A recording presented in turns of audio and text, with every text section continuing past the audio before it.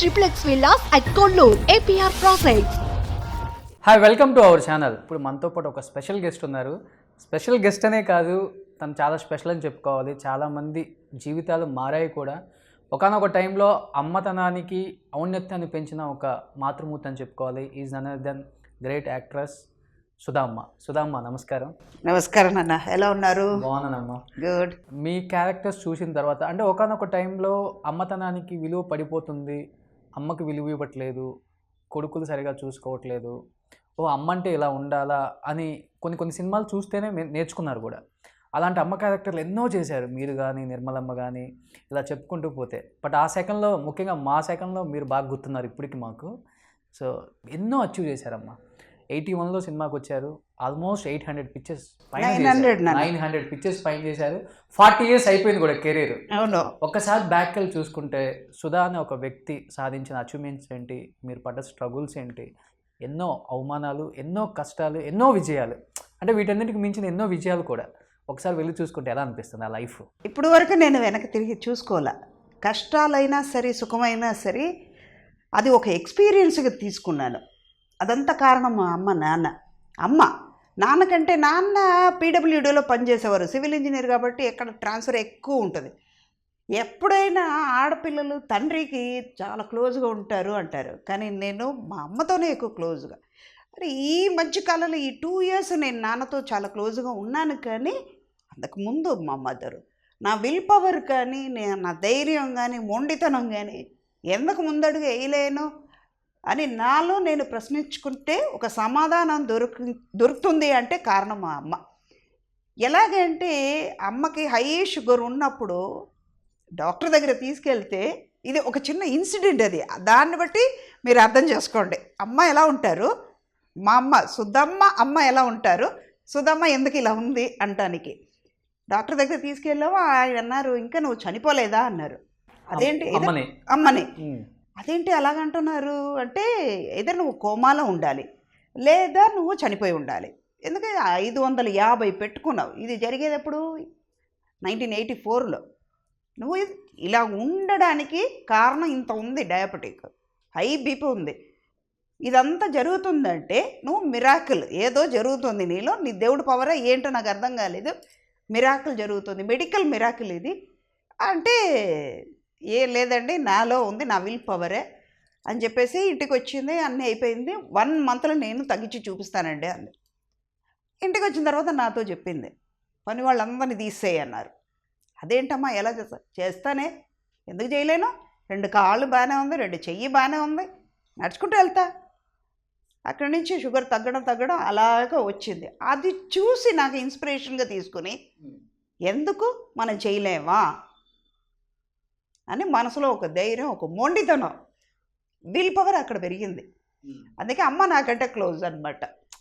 మిగతా వాళ్ళకంటే, మా బ్రదర్స్, మా సిస్టర్ ఇన్ లాస్, వాళ్ళందరికంటే అమ్మ. ఒకే ఒక్క పాప మీరు. పుట్టగానే నాన్న పంచదీసి ఇచ్చేసారంట. కూతురు పుట్టింది ఆనందంతో. దానికి కూడా పేరేం పెట్టాలి అని అనుకున్నప్పుడు మా పెద్ద నాన్న సాంస్క్రిట్ పండిట్ అనమాట. ఆయనకేంటి, ఆయన రైల్వేస్లో పనిచేస్తున్నారు. అయినా కూడా ఆయనకు ఒక సంతోషం ఏంటంటే మా అమ్మలాగా పుట్టింది అని. అంటే మా నానమ్మలాగా. నానమ్మ పోయి 8 నెలలు నేను పుట్టేశాను అనమాట. సంవత్సరికం కూడా అవ్వలా. అప్పటికి పుట్టగానే వీళ్ళందరికీ మా అమ్మ పుట్టింది. అప్పట్లో ఉంటుంది కదా వాళ్ళకి. మా మదర్ అంటే ఒక మర్యాద, ఒక గౌరవం అన్నీ ఉంటుంది, ప్రేమ ఎక్కువ. ఇప్పుడైతే ఓల్డేజ్ హౌస్ వస్తుంది, అప్పుడు ఓల్డేజ్ హౌస్ కూడా ఎక్కువ లేదు. అంత ప్రేమ చూపించేవాళ్ళు. వెంటనే పెద్దనాన్న పేరేం పెట్టాలరా, ఏం పెట్టాలి అంటే, అన్న పేరేం పెట్టాలని నాన్న అడిగితే, ఎందుకురా 4 తర్వాత అమృతంలాగా పుట్టిందిరా, అమృతం, సుధా అని పేరు పెట్టు అన్నారట.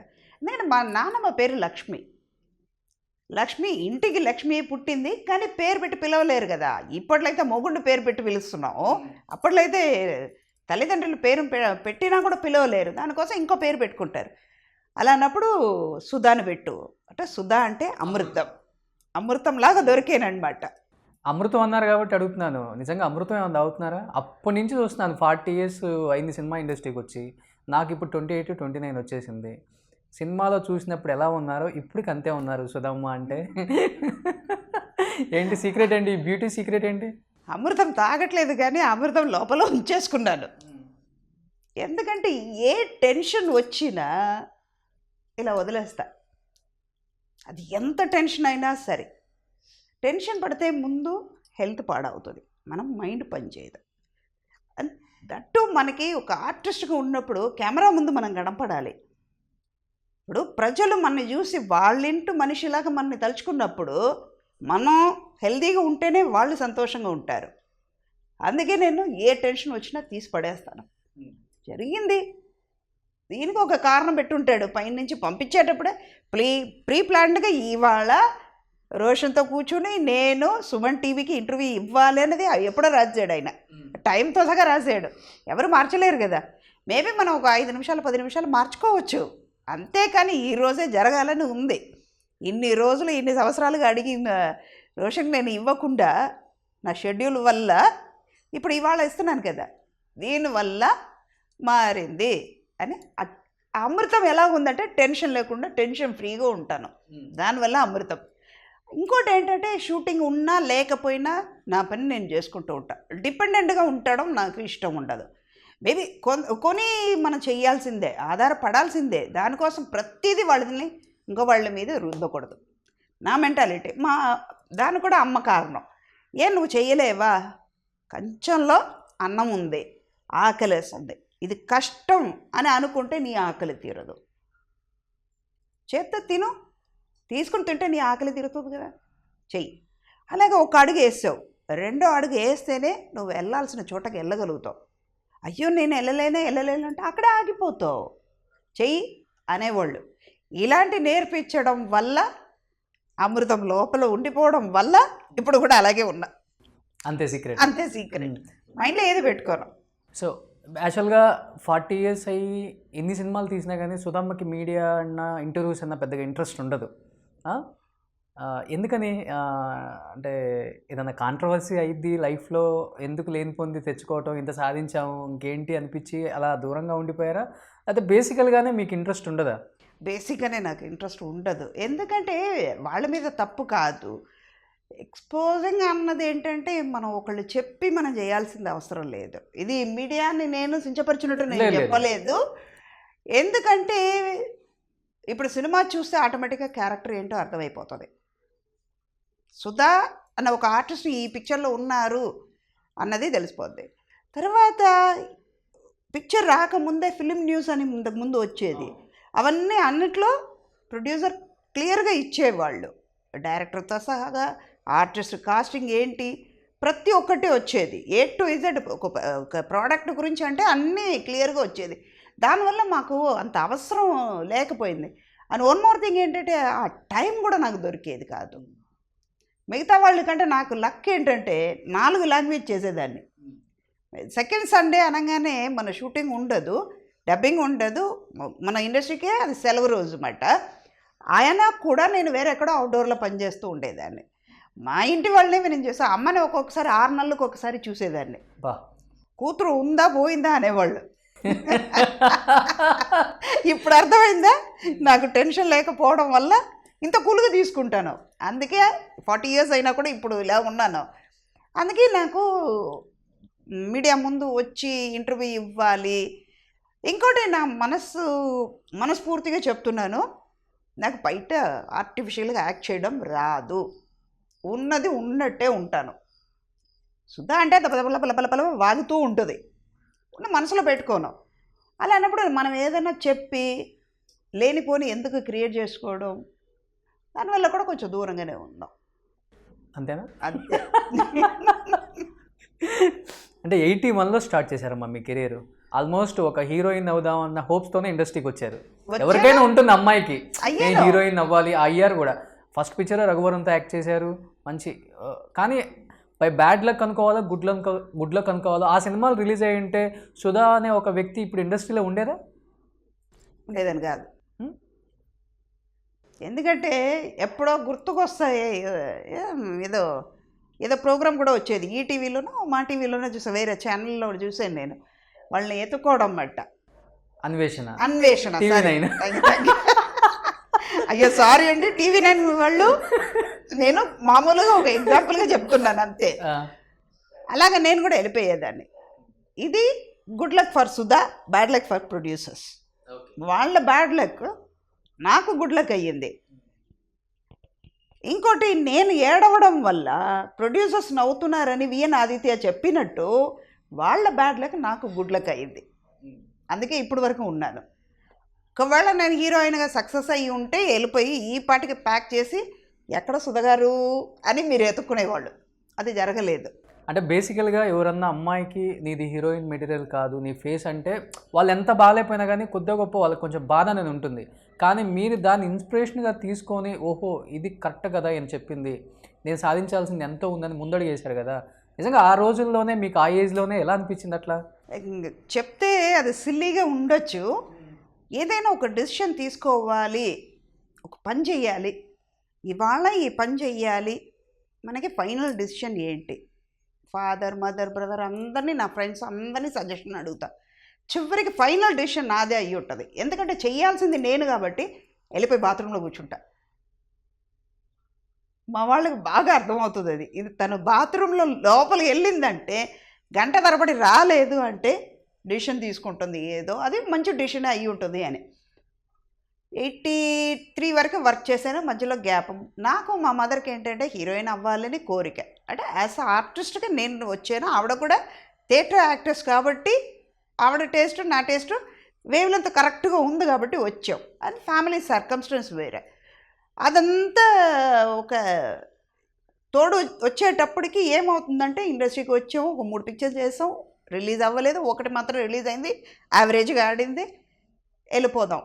మా మదర్కి అగ్రిమెంట్ ఏంటంటే నువ్వు సక్సెస్ అవ్వలేదంటే చదువు కంటిన్యూ చేయాలి, చదువుకుని దీని సంగతే మర్చిపోవాలి, నీ లైఫ్ వేరేగా ఉంటుంది.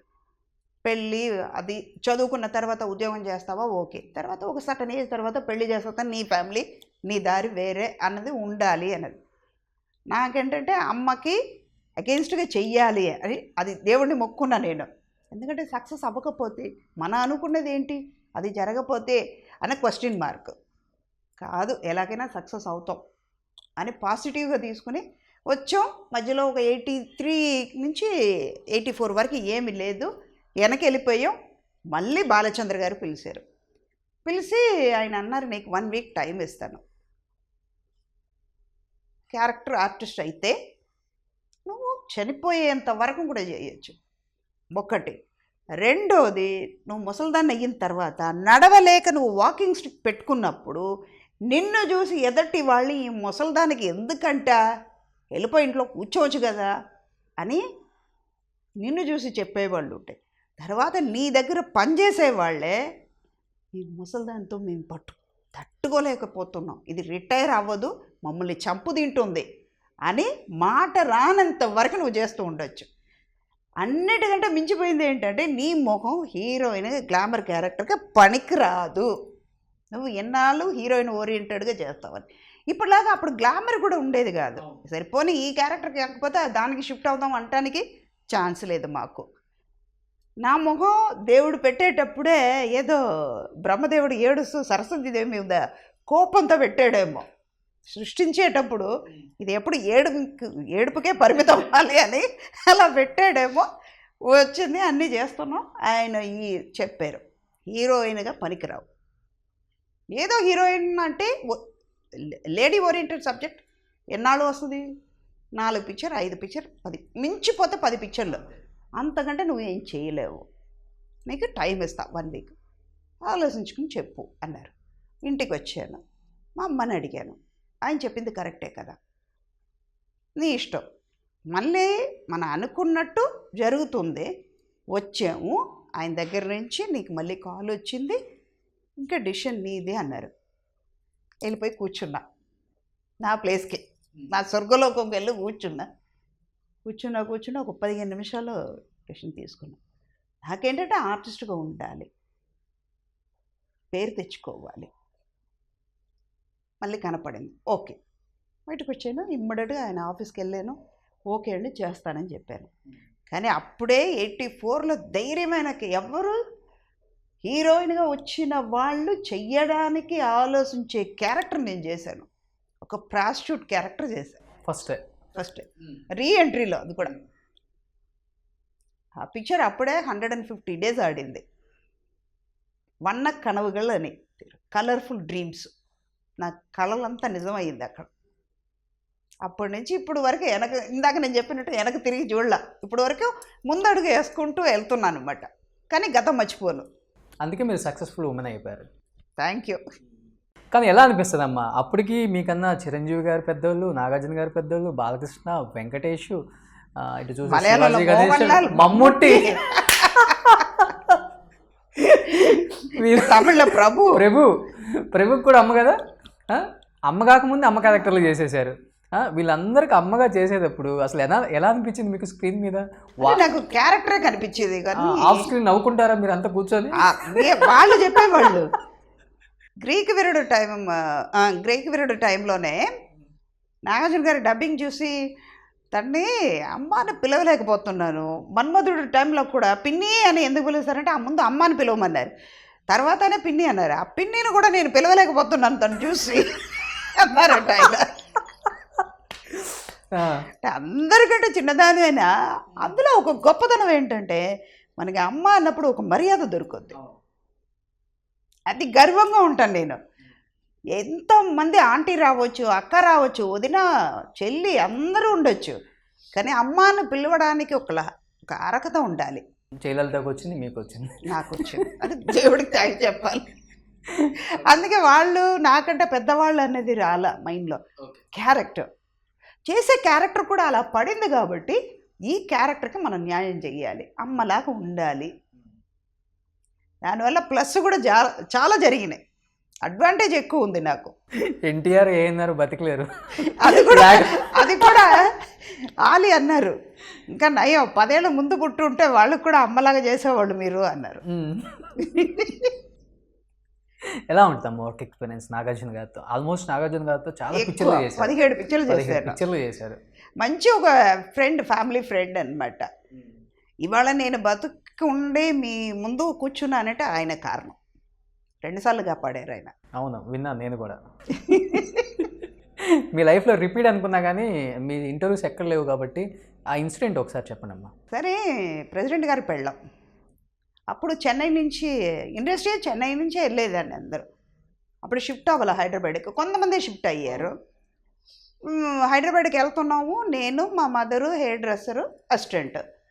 సడన్గా వెళ్ళేటప్పుడే నాకు కొంచెం అన్ఈజీగా ఉంది. ప్రెసిడెంట్ గారు పెళ్ళాం, అన్నపూర్ణలో మాండవ హౌస్లో షూటింగ్. ఫస్ట్ డే షూటింగ్ అయ్యింది. సెకండ్ డే కల్లా నాకు కొంచెం ఏదో అన్ఈజీగా హెల్త్ ఎఫెక్ట్ అయ్యింది. ఈవినింగ్ పెద్దరికం సినిమా, అది నేను చెయ్యాల్సింది. కవిత గారి క్యారెక్టర్కి అడిగారు. అప్పుడు నేను బిజీగా ఉండడం వల్ల డేట్ లేక నేను చేయలేదు. అది పిక్చర్ చూడండి అన్నారు, ప్రివ్యూ చూడండి అన్నారు. ఓకే, ప్రివ్యూ చూసాము. చూసి నైట్ ఇంటికి వెళ్ళిన తర్వాత, రూమ్కి వెళ్ళిన తర్వాత, అప్పుడు గెస్ట్ హౌస్లో ఉన్నాం, సూర్యనారాయణ గెస్ట్ హౌస్లో. ఎక్కడ మనం ఫిలిం నగర్లో గెస్ట్ హౌస్. ఫిలిం నగర్ ఎలా ఉంటుందంటే అప్పుడు ఒక అడవిలాగా ఉండేది. బయటకు ఒక కాఫీ కూడా దొరికేది కాదు. ఒక ఫోన్ చేయాలంటే లక్డికాల్ దగ్గరికి వెళ్ళాల్సింది మనం, లేదా అపోలో హాస్పిటల్ దగ్గరికి వెళ్ళాలి. ఒక ఆటో దొరికేది కాదు, ఏది దొరికేది కాదు. అలాంటి ప్లేస్లో ఆ గెస్ట్ హౌస్లో ఉన్నాం. మిడ్ నైట్ నాకు అన్ఈజీగా సివియర్ ప్రాబ్లం వచ్చింది.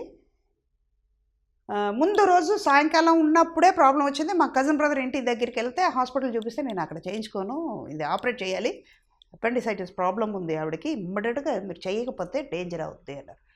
చిచ్చి, ఈ ఊర్లో ఎవరు చేసుకుంటారు, నేను చేసుకోను, అడవిలాగా ఉంది ఇక్కడ ప్లేసే, భయం వేస్తుంది, ఈ హాస్పిటల్ అవన్నీ వాతావరణం చూస్తే నచ్చలేదమ్మా, మనం వెళ్ళిపోతాం చెన్నైకి, అక్కడైతే నాన్న ఉన్నారు, అన్నయ్య ఉన్నారు, వాళ్ళంతా చూసుకుంటారని చెప్పేసి షూటింగ్ 2 రోజులు అయిపోయింది. వాళ్ళని ఇబ్బంది పడుతున్నామని ఒకవైపు బాధ, ఒకవైపు మన హెల్త్. వెళ్ళిపోయాం. రూమ్కి వచ్చిన తర్వాత రాత్రి 12ంటికి సడన్గా విపరీతమైన motion, vomiting, high fever, 102 fever. అమ్మ భయపడిపోయి మేనేజర్కి ఫోన్ చేయడం. అప్పటికే 4:30 అయిపోయింది. వెంటనే మేనేజర్ వచ్చి, మా ఇంత కండిషన్లో ఉన్నప్పుడు మీరు పెట్టుకోవడం కష్టమే, అపోలో తీసుకెళ్తాను. 5:30కి తీసుకెళ్ళాను నేను. Morning 7 o'clock call sheet. ఇప్పుడులాగా 7 o'clock అంటే ఈవినింగ్ 7 o'clock వచ్చేవాళ్ళు కాదు. మార్నింగ్ 7 అంటే 6:30కి అందరూ ఉండేవాళ్ళు. 6:30కి ఒక షార్ట్ ఫినిష్ చేసేవాళ్ళు. 8కి బ్రేక్ఫాస్ట్. 8 to 8:30 బ్రేక్ఫాస్ట్ అని టైమింగ్ ఉండేది. అలాగని ఇప్పుడు ఉన్న వాళ్ళని నేను హర్ట్ చేయట్లా, టైమింగ్ మారింది, వాతావరణం మారే కొద్దీ వీళ్ళు కూడా మారుతున్నారు. కానీ మనలో బాడీలో లేజినెస్ వచ్చింది. అప్పుడు గాలి అన్నీ పొల్యూటెడ్గా లేదు కాబట్టి ఫ్రెష్గా ఉండేవాళ్ళం. 7 o'clock కాల్ షీట్ అన్నారు. హాస్పిటల్కి వెళ్తే అక్కడ 5 డాక్టర్స్ అబ్జర్వేషన్లు పెట్టేది ఒకరికొకరు ఇదేదో ప్రివ్యూ వేసి చూపిస్తున్నాడు మొత్తం. ఈ ప్రాబ్లం ఆ ప్రాబ్లం అని క్లాస్ తీసుకుంటున్నారు. ఈ శంకర్ దాదా ఎంబీబీఎస్లో కూర్చోబెట్టేసి డాక్టర్ పడుకోబెట్టేసి పేషెంట్ పడుకోబెట్టేసి చుట్టూ అందరికీ క్లాస్ తీసుకుంటారు. డీన్ అలా పెడుతున్నారు అన్నమాట. నాకు డౌట్ వచ్చింది. అప్పలో అనగానే మనకి ఏదో జరిగిపోతుంది అని ఒక భయం నాకు. ఎవరు లేరు, వద్దమ్మా మన సెట్కి వెళ్ళిపోదామని మేనేజర్ని పిలిస్తే వెనక నుంచి గేటు ఉందా అని, ఇంకో బండి ఉందా అని. అప్పుడే దొంగతనంగా వెనక్కి వచ్చేసాను అనమాట. బండి తీసుకుని అన్నపూర్ణ స్టూడియోకి వచ్చి మేకప్ రూమ్కి వెళ్ళి మళ్ళీ డ్రెస్ చేంజ్ చేసుకుని మళ్ళీ టచ్అప్ చేసుకుని రెడీ అయ్యి సెట్కి వచ్చేటప్పుడు కళ్ళు తిరిగి పడిపోయాం. అప్పటికే బ్లడ్ పాయిజన్ అవుతుంది. టక్కన నాగార్జున గారు పట్టుకున్నారు, తీసుకెళ్ళారు. విత్ 45 minutesలో ఆపరేషన్ చేశారు. పోతూ నేను దొరసామరాజు గారు, గోదండరామరెడ్డి గారు వాళ్ళందరినీ చూసి బతుకుంటే నేను తిరిగి వస్తానండి, లేకపోతే మీరు రెమ్యునరేషన్ ఇవ్వకండి, వద్దు అన్నాను.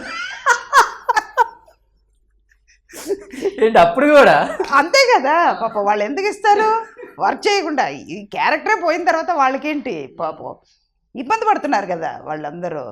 చెప్పేసి వెళ్ళాను. ఒక 5 days అయ్యింది. 7th day మళ్ళీ రాజమండ్రి షూటింగ్కి వెళ్ళిపోయాను. అదొకసారి అయ్యింది. రావయ్య చందమామ టైంలో నాగార్జున గారిది మళ్ళీ నాగార్జున గారే. నాకు స్పాండిలోసిస్ ప్రాబ్లం వచ్చింది, కారు యాక్సిడెంట్ అయ్యింది నాది. అప్పుడు స్లిప్ డిస్క్ ప్రాబ్లమ్ను నెక్ ప్రాబ్లం వచ్చి 6 places టేర్ అయిపోయింది, లెగ్మెంట్ టేర్. విపరీతమైన పెయిన్. షూటింగ్ కంటిన్యూగా జరుగుతుంది. ఒక రోజుగా 5 shootings కూడా. అప్పుడు ఏం చేయాలి, ఎవరికి సమాధానం చెప్పాలి అర్థం కాల. రావయ్య చందమామ షూటింగ్, నైట్ షూటింగ్ చేస్తున్నాం అన్నమాట. కూర్చొని నేను ఏడుస్తున్నాను ఒక మూలకి. నాలో ఉన్న బ్యాడ్ నైట్ షూట్ అంటే ఏడుస్తారంటే కదా. ఇదంతా ఎక్కడ తెలిసిందే మీకు? ఇప్పుడు కూడా అందరూ అంటారు ఇది నైట్ షూటింగ్ అనగానే ముందు రోజే ఈవిడికి చెప్పి మెంటలీ చిన్నపిల్లలకి తయారు చేసినట్లు చెప్పాలి అని. పిల్లలకి హోంవర్క్ ఎక్కువ ఉంటే ఏడుస్తారే, అలాగే చంద్రమోహన్ గారు కాల్ చేశాను వచ్చేటప్పుడు. నేను పట్టుకొని లాగాను కాలు బట్టి కబడ్డీ ఆడుతుంటే లెగ్మెంట్ ప్రాబ్లం వచ్చింది. అప్పుడు కూడా కూల్గానే ఉన్నాం కదా, అందుకే కదా ఇప్పుడు ఇదంతా. అది అయిన తర్వాత ఒక మూల కూర్చొని ఏడుస్తున్నాను. ఆయన గమనించి తనకి ఏదో ప్రాబ్లం ఉన్నట్టు ఉంది, ఏంటని అడగండి నాగార్జున గారు.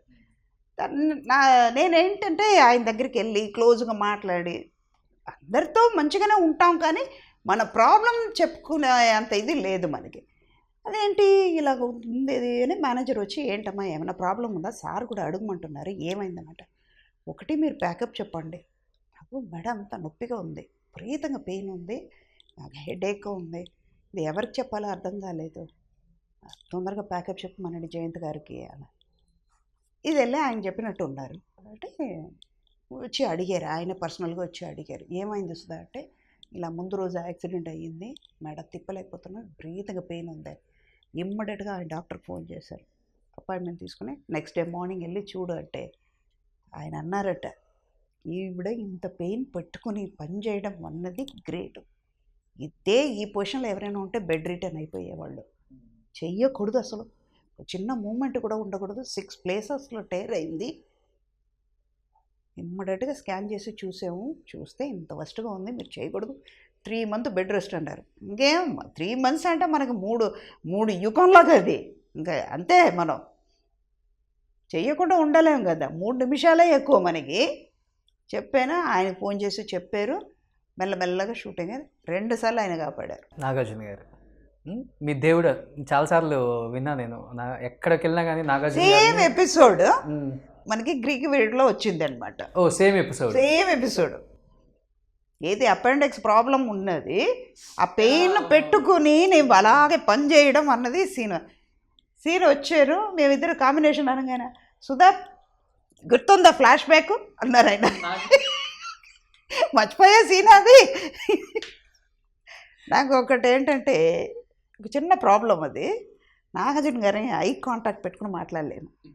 ఇప్పుడు కూడా డైరెక్ట్గా చూసి నేను మాట్లాడలేను. ఎప్పుడు ఏదైనా కాంబినేషన్ చేస్తే సుధా నా కంట్లో చూసి మాట్లాడితేనే నేను షార్ట్కి వస్తాను అనేవారు ఆయన. నేను చెయ్యలేను. మిగతా వాళ్ళందరినీ ఐ కాంటాక్ట్ పెట్టుకుని మాట్లాడతాను. నాగార్జున మాత్రం నేను డైరెక్ట్గా చూడలేను. ఇప్పటి వరకు అది జరుగుతుందో, అది ఎందుకు జరుగుతుందో తెలియదు. మేబీ ప్రెసిడెంట్ గారి పెళ్ళం అప్పుడు కాస్టింగ్గా ఓకే చెప్పేశారు. ఎవరు ఈ వదిన క్యారెక్టర్ ఎవరు చేస్తున్నారు అంటే, ఇలా సుధా అని ఒక ఆవిడ అండి అంటే, పిక్చర్ చూస్తున్నానండి అదని. ఆయన్ని కలవడానికి భాస్కర్ ప్యాలెస్లో సాంగ్ జరుగుతుంది, మీనా ఆయనది ఇద్దరిది. అదే ఊరికే కూర్చున్నాం కదా, వెళ్ళి లొకేషన్లో అందరినీ పలకరించి వస్తావు, డైరెక్టర్ గారు వాళ్ళందరినీ కలిసి వస్తామని వెళ్ళానమాట. ఇక్కడ నాగార్జున గారు చూసి ఆ రోజు సల్వార్ కమీజ్ జీన్స్ టీషర్ట్ వేసుకుని వెళ్ళాను. సల్వార్ కమీజ్ గుర్తులేదు నాకు. వెళ్ళి డైరెక్టర్ గారు ఈవిడ వదిన క్యారెక్టర్ ఏంటి సార్ అన్నారంట ఆయన. నాకేం తెలుసు అక్కడ. ఇది మర్నాడు ఆయన చెప్పారు. ముందు రోజు అడిగారు ఈవిడ వదిన క్యారెక్టర్ ఏంటి అని. క్యారెక్టర్గా వచ్చిన తర్వాత ఆయన అభిప్రాయం మారింది. అందుకే ఆయన ఎప్పటికో గుర్తుండిపోతారు. ఇవాళ బాగానే హెల్తీగా ఉన్నామంటే ఆయనే కదా కారణం. ఒక విధంగా చూస్తే ఇలా హెల్త్ మెయింటైన్ చేసుకోవడానికి కారణం కూడా నాగార్జున గారే. అవునా? సూపర్.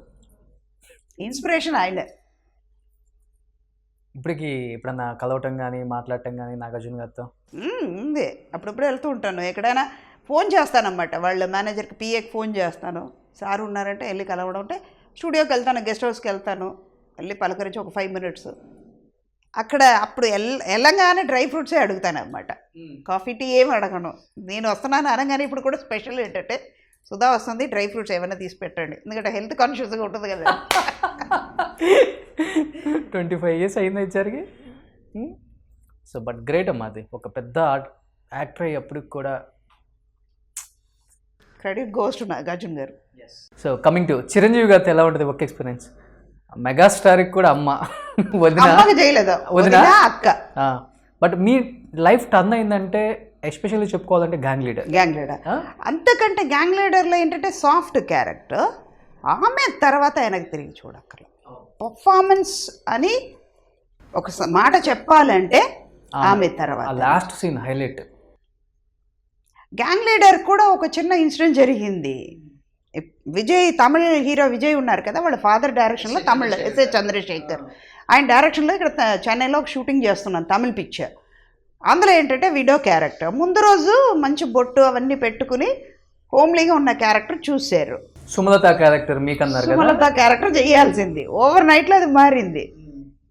రావడం, అది మారడం వల్ల కూడా మనకి ప్లస్ అయింది. అన్నీ నాకు అడ్వాంటేజే జరిగినాయి. ఫస్ట్ ప్రొడ్యూసర్ బ్యాడ్ లక్ జరగడం, నేను ఇండస్ట్రీలో ఉండడం, తర్వాత ఆయన అడ్వైస్ చేయడం, అన్నీ రావడం, మళ్ళీ ఇలాంటి క్యారెక్టర్ పడ్డం. హలో బ్రదర్ చేస్తున్నాను ఈవీవి గారిది. అందులో కూడా ఏదో పెట్టాలి అన్నట్టు ఉన్నారు. నాకు నచ్చలేదు ఆ క్యారెక్టర్. చివరికి ఈవీవి గారిని అడిగాను, ఎందుకు క్యారెక్టర్ చేయాలంటే మంచి మంచి క్యారెక్టర్ చేస్తున్నప్పుడు దుర్గా ఆర్ట్స్ ఈవీవి గారు అని ఒప్పుకుని నేను చేయాల్సింది వచ్చింది. నాకు ఇష్టం లేదండి ఈ క్యారెక్టర్, అసలు తృప్తిగా లేదండి అంటే, ఆయన మదర్ ఇండియా అని పిలుస్తారన్నమాట. మదర్ ఇండియా నాకు మైండ్లో ఉంది, మీరు ఆగండి అన్నారు ఆయన. కొన్నాళ్ళకి ఫోను, డేట్ కావాలండి. ఓకే, అయిపోయింది. షూటింగ్ స్టార్ట్ అయింది. అది ఈవీవి సినిమా, కన్సర్న్ పేరు. ఇది ఆమె వచ్చింది. ఆమె చేస్తుంటే మొదటి నుంచి మళ్ళీ వెనక అదే కథ రిపీట్ అవుతుంది. కాముగా నుంచోవడం, ఏడవడం, ఏమండి అని మెల్లగా మాట్లాడడం, ఏ జరుగుతున్నాయి నేను అడిగా. మళ్ళీ అదే కథకు వచ్చాం సార్, ఏమి లేకుండా పెట్టారు ఎందుకండి అంటే, ఉంది మదర్ ఇండియా, ఎల్లుండి నుంచి మీ డేటే మీదే, క్లైమాక్స్ మీ మీద ఉంది, మీరు చూడండి. మహానుభావుడు ఎక్కడ పుట్టారో ఏమో తెలియదు, కానీ ఇవాళ మేము ఉన్నాం, ఉన్న పేరు చెప్పుకుంటున్నాం కదా. వాళ్ళు లేకపోవచ్చు కానీ వాళ్ళు చేసే వాళ్ళ చరిత్ర మిగిలిపోయింది కదా. ఇవాళ మేము ఉండి చెప్పగలుగుతున్నాం. ఆమె నువ్వా కోట తేల్చుకో అన్నారు ఆయన. నాకేంటంటే ఆయన మీద కాళ్ళు పెట్టి ఆ క్యారెక్టర్ చేయాలంటే భయం. ఎవరైనా ఒప్పుకోరు. పెద్ద ఆర్టిస్ట్. నాకంటే ఆయన ఇంకా సీనియర్గా ఉన్నారు. చేస్తే ప్రజలు ఏమనుకుంటారు, ఈయన ఒప్పుకోవాలి ముందు ఆర్టిస్ట్గా. ఆయన కోపం చూసాం, ఒప్పుకుంటాడా, ఈయన చేస్తారా చెయ్యరా అని స్పాట్లో హర్ట్ చేస్తే ఒక ఆర్టిస్ట్గా మనకు కూడా ఇబ్బందే. డైరెక్టర్ని వెళ్ళి అడిగా, చెప్పాల్సింది నేను, రాసింది నా మైండ్లో పెట్టుకుని నేను రాశాను, అతను ఏం చెప్పేది నువ్వు చెయ్యి నేను చెప్తాను అన్నారు. అడిగారు, కోట నువ్వేమన్నా అబ్జెక్ట్ చేస్తావా ఏంటని. క్యారెక్టర్ ఉన్నప్పుడు నేను ఎందుకు చేస్తాను సార్ అన్నారు. చేస్తాం. దాని తర్వాత విజయయాత్రకి విజయవాడ వెళ్తే స్క్రీన్ చింపేశారు, అది ట్రిమ్మింగ్ చేశారని. ఆ డైలాగ్తో సహా ఉంటేనే పిక్చర్ ఆడగలుగుద్దే అని తర్వాత వచ్చింది. గుర్తుందా ఆ డైలాగ్ అమ్మా? ఇప్పుడు ఒక చిన్న పదం మాత్రమే గుర్తుంది. ఒకసారి పురాణాలు, ఆ పురాణాలను అడ్డుపెట్టుకునే మీ మగజాతి మా ఆడవాళ్ళ మీద అధికారం చలాయిస్తున్నారు. ఏది కుష్ఠరోగిని కట్టుకున్న భార్య అని చూపిస్తారే కానీ కుష్ఠరోగిని కట్టుకున్న భర్తని చూపించు మనం. ఎరా నన్ను పెట్టుకుని జూతమాడే అధికారం మీకు ఎవరిచ్చారు అని ద్రౌపది ఆనాడే అడిగుంటే మా ఆడవాళ్ళకి ఈ స్థితి వచ్చేది కాదు. నన్ను నిప్పులో దూకుమని చెప్పే అధికారం నీకు ఎవరా ఇచ్చారు అని సీత ఆనాడే రాముణ్ణి అడుగుంటే మా ఆడజాతికి ఈ గతి వచ్చుండేది కాదు అంట. అది చేసేటప్పటికి గుండె తర అంటుంది, చెమట పడుతుంది, భయం. కానీ అది చూసాడు ఇప్పుడు చెప్పేటప్పుడే నాకు ఒక లాగా ఉంది. అది అంటే క్యారెక్టర్గా ఇన్వాల్వ్ అయ్యేటప్పటికి ఆర్టిస్ట్కి అది ఒక్కటే లక్ అనమాట. ఒక్క సీన్ చాలు మనం చేయడానికి, ఒక్క సీన్ చాలు, ఒక్క షాట్ చాలు ఆర్టిస్ట్కి పర్ఫార్మెన్స్లో కొట్టుకుంటాం. ఈవెన్ గ్యాంగ్ లీడర్లో కూడా మీ డైలాగ్స్ లేకపోయినా కళ్ళతోనే యాక్టింగ్ చేశారు అసలు. చాలు ఒక్క సీన్, ఆ శారీ ఇచ్చే సీన్ ఒక్కటి చాలు. తర్వాత పట్టు చీర కట్టుకుని మురళీమోహన్ ఫోటో పట్టుకుని నా మీద నిందలు వేయడానికి డ్రైవర్ని పంపిస్తారు. వాళ్ళు చెడ్డవాళ్ళు, నేను మంచిదాన్ని అక్కడే చూపించారు. కానీ ఆ క్యారెక్టర్ మీద సింపతి క్రియేట్ అయింది కదా. ఏదైనా నేను సుమలత క్యారెక్టర్ చేస్తుంటే అంత అయ్యేది కాదు. ఎలా ఉంటారు మా off screen on screen Chiranjeevi గారు, మెగాస్టార్ ఇండస్ట్రీకి?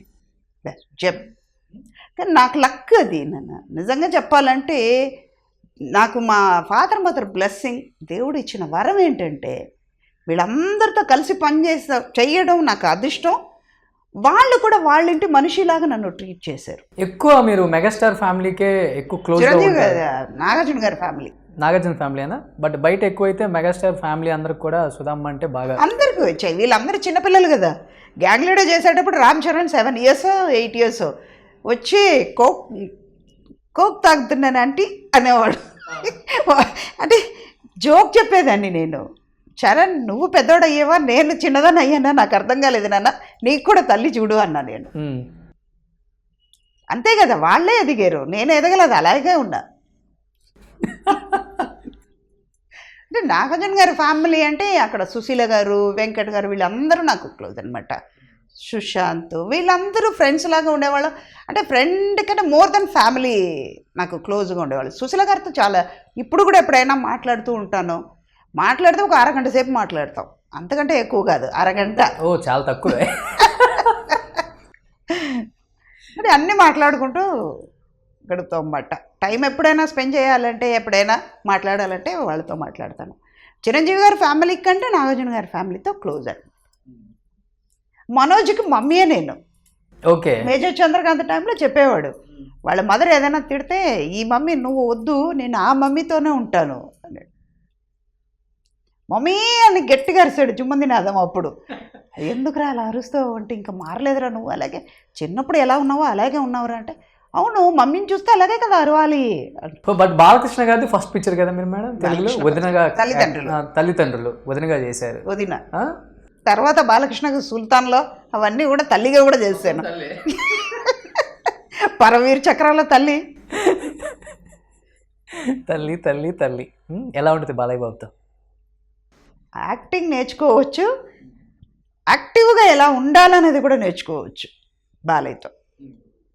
ఎందుకంటే తను ఎప్పుడు తను ఉన్న చోట యాక్టివ్గా చేసేస్తారు. ఆయన పాజిటివ్ ఎనర్జీ ఎక్కువ ఉంటుంది బాలయ్యతో.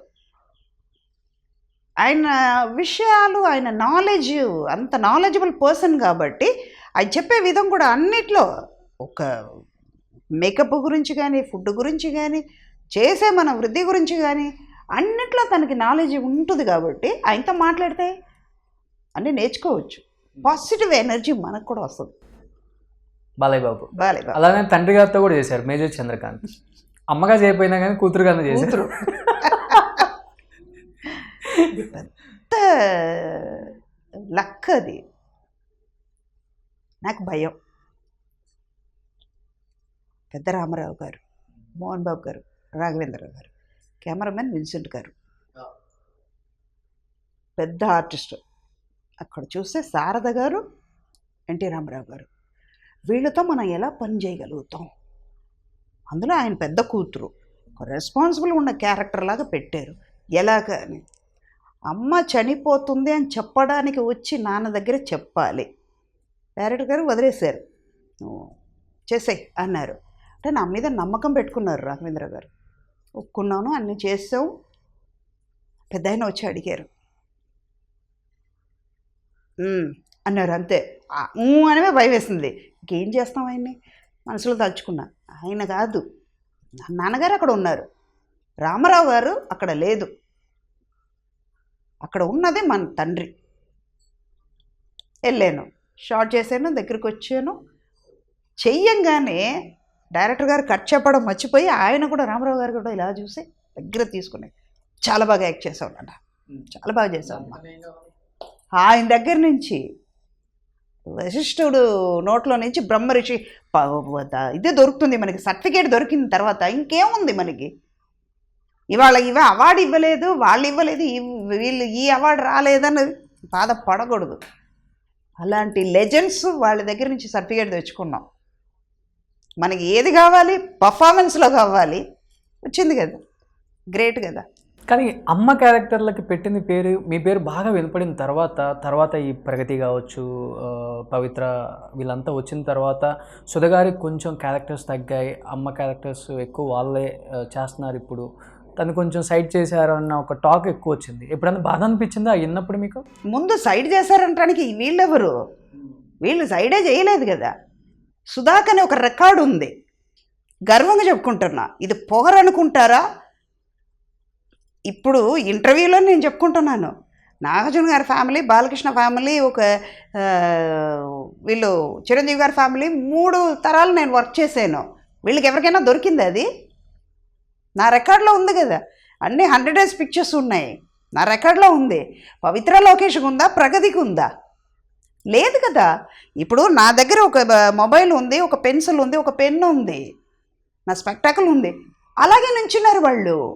ఏ క్యారెక్టర్ చేస్తున్నా వాళ్ళని చూసి నాకు జాలేసింది నాన్న, నిజంగానే. మేబీ వాళ్ళ ఫినాన్షియలీ ప్రాబ్లం వల్ల చేస్తున్నారా, లేకపోతే అది వాళ్ళ పర్సనల్. అది క్యారెక్టర్ అని వస్తే సుధాకి ఈక్వల్ వాళ్ళు రాలేరు. 200% నేను చెప్తా, గర్వంగా చెప్పుకుంటా. ఇది పొగరనుకుంటారు, అనుకున్నా కూడా నాకేం ప్రాబ్లం లేదు. ఎందుకంటే ఇది క్రిటిసైజ్ చేశారు ఈ మధ్య, ఇది ఎక్కువ వినపడింది. ఇప్పుడు ఒక సుధాకి తీసుకుంటే నేను చెప్పగలుగుతా, గ్యాంగ్ లీడర్ ఉంది. గ్యాంగ్ లీడర్ ఎప్పుడు వచ్చింది? 91. ఆమె ఎప్పుడు వచ్చింది చెప్పుకుంటున్నా, మన్మధుడు. నాగార్జున గారితో 17 పిక్చర్ నేను చేశాను. వీళ్ళు ఎవరైనా ఒక 4 పిక్చర్ దాటి చేసుంటారా? చేయలేరుగా, లేదు కదా. ఇంకా వాళ్ళేంటి నాకు పోటీ వచ్చేది? నేను అనుకోవాలి. వాళ్ళు చూస్తే నిజంగా జాలేస్తుంది, ఒక ప్రాపర్టీ లాగా వాళ్ళని యూజ్ చేస్తున్నారే అని.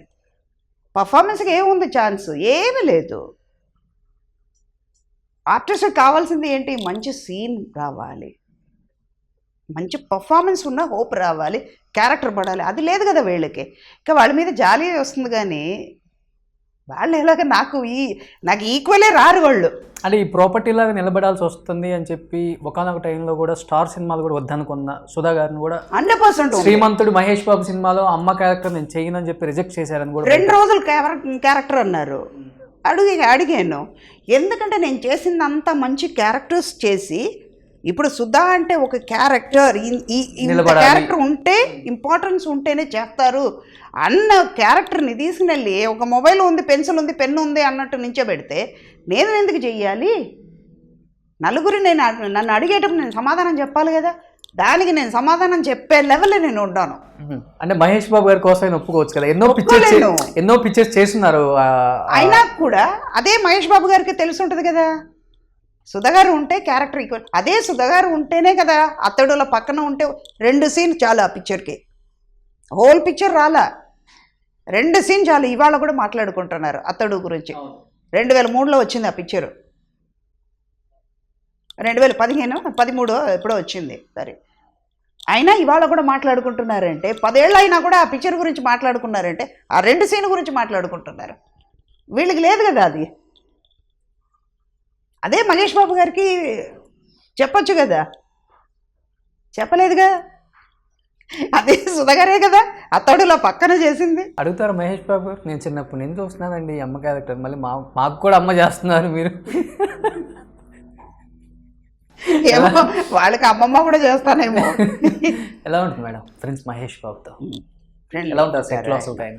సెట్లో చాలామంది చెప్తారు ఆయన చాలా రిజర్వ్డ్గా ఉంటారు అనేది, కానీ మా వరకు అని చూస్తే ఆయన జోకులు వేసుకుంటూ దూకుడు టైంలో జరిగింది. కాఫీ తాగుతున్నాను, షార్ట్ పిలిచారు వీళ్ళందరూ, అదే సాంగ్ అది, అందరూ రిహర్సల్ చూడాలి, వెనకాల డాన్సర్స్ వాళ్ళందరూ ఉన్నారు, వాళ్ళు రావాలి కదా. నేను కాఫీ తాగుతుంటా, వెయిట్ మినిట్ సుధా గారు కాఫీ తాగుతున్నారండి, తర్వాత షార్ట్కి వెళ్తామండి అన్నారంట. నేను మహేష్ గారు మీరు ఇలా కూడా మాట్లాడతారా అన్నా నేను. అంత సటైర్ అనమాట మన మీద. అలాంటి వాళ్ళు అదే చెప్తాను, నాకు అదిష్టం. వీళ్ళందరూ చిన్నప్పటి నుంచి చూస్తున్నాను కదా, వంశీ చేస్తున్నప్పుడు, కృష్ణ గారితో చేస్తున్నప్పుడు మహేష్ బాబు చిన్న పిల్లోడు, నా కొడుకే చేస్తాడు అందులో, చిన్న పిల్లోడు ఆయన. రామ్ చరణ్ చిన్నోడు, బన్నీ చిన్నోడు, అల్లరి నరేష్ చిన్నోడు, మనోజ్ చిన్నోడు, వీళ్ళందరూ చిన్న చిన్న పిల్లలు నా ముందు.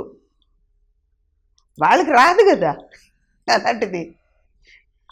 ఒక ఫ్యామిలీ మనకి కావాల్సిన వాళ్ళనే చూసిన తర్వాత వాళ్ళ ప్రాపర్టీగా, వాళ్ళ పిక్చర్లో ప్రాపర్టీగా తీసుకొచ్చి పెట్టండి అని చెప్పలేరు కదా. బట్ ఆ పిక్చర్ తర్వాత కొన్ని ప్రాపర్టీ లాగా నిలబడాల్సిన క్యారెక్టర్స్ చేయలేదంటే? చెయ్యలేదు, నేను చెయ్యను కూడా. పిక్చర్ ఒకటి చాలా వరకు వెంకటేష్ ఐ థింక్, అది కూడా డైరెక్టర్ గారు నువ్వు చెయ్యి, ఎందుకు చెయ్యవు అని తిట్టారు ఆయన ఫోన్ చేసి.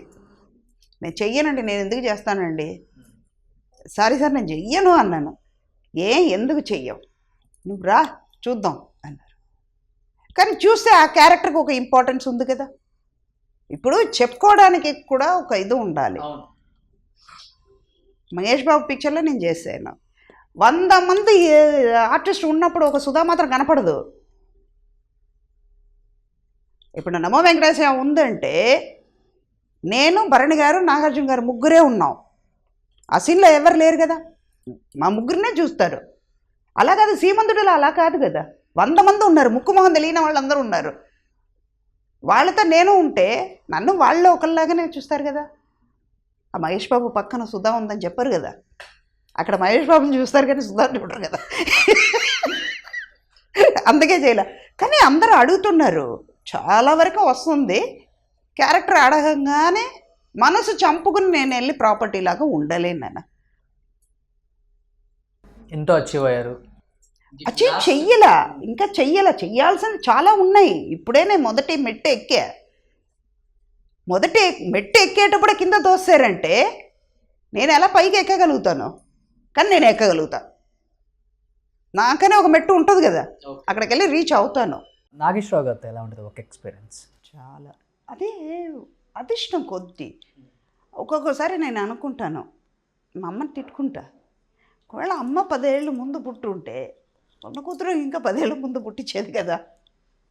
సావిత్రి గారు వాళ్ళతో కూడా, మహానటి సావిత్రి చూసేటప్పుడు నిజంగా నేను అదే అనుకున్నా, అదృష్టం లేకుండా పోయింది, వాళ్ళతో కలిసి పనిచేసే అదృష్టం లేకుండా పోయింది. ఇంటికి వచ్చి బాధపడ్డాను నేను. ఒక 10 ఏళ్ళ ముందు పుట్టుంటే మేబీ వయసు పెరిగి ఉంటుంది. ఇప్పుడు అమ్మ చేస్తున్నాను, అప్పుడు అమ్మమ్మ చేస్తూ ఉంటాను అంతే. అమ్మమ్మ నానమ్మ చేస్తూ ఉంటా, లేదా బామ్మ క్యారెక్టర్ చేస్తుంటా. అంతేకాని ఇండస్ట్రీ నుంచి మాత్రం నేను వెళ్ళిపోను.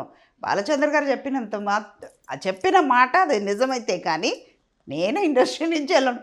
కేజీ పెవికాలు కాలు కింద పెట్టుకున్నావు, ఎందుకు వెళ్తావు?